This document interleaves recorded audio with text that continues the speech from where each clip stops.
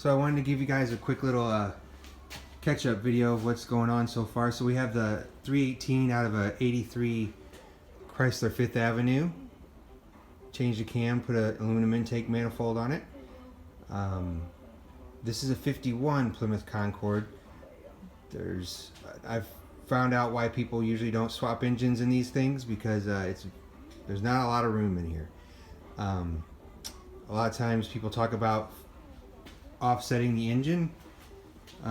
This engine is pretty much straight. It's not exactly straight, but it's pretty much straight in there. It's not a 1-inch offset like a lot of people talk about doing, and I frankly could not figure out a way to do that and still make it work. Can't really see this, but I cut the inner fender wells and modified those a little bit. I'm not sure there would have been 1 inch to fit an exhaust manifold on there. Now, I don't have the engine all the way down inside there. There's probably about 1 inch before it hits the cross member. I could have maybe put it back and down about 1 inch, but there's not a lot of room on the firewall either. And if you put it down and went back a little bit, I don't see how you would have been able to take the valve covers off.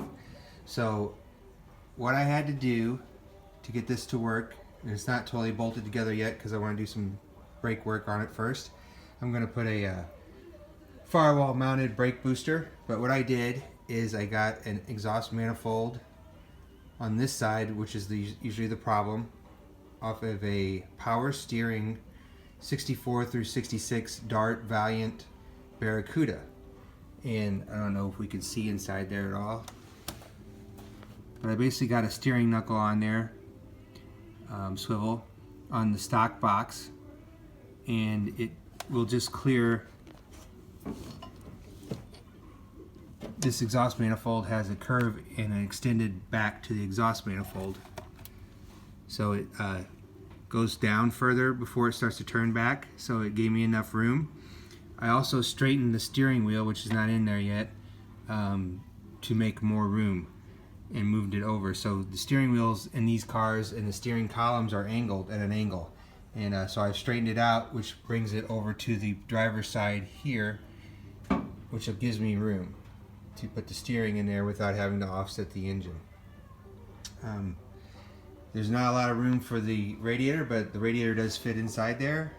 I got an aluminum radiator, and I will have to use probably a pusher fan on the inside. I may have to modify this hood bracket here, depending on how thick the fan is going to be.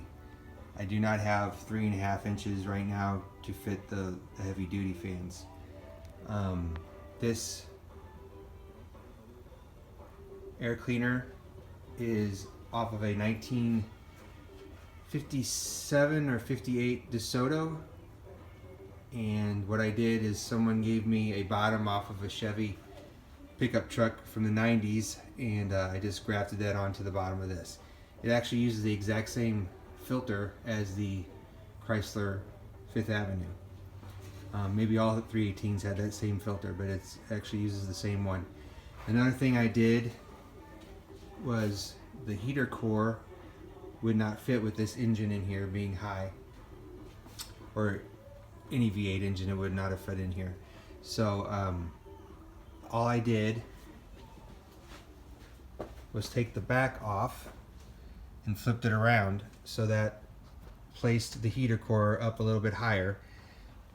I'm pretty sure the hood will close because this part here actually, I believe, goes back into this position, so when it's closed. So I'm trying to think if there's anything else. So that's where I'm at. 1951. It should be the same for a 52. I don't think the 48s and 49s are the same. I think the hoods are a little bit longer. I'm not totally sure. I know the 48s are, but let me know what you think. Thanks.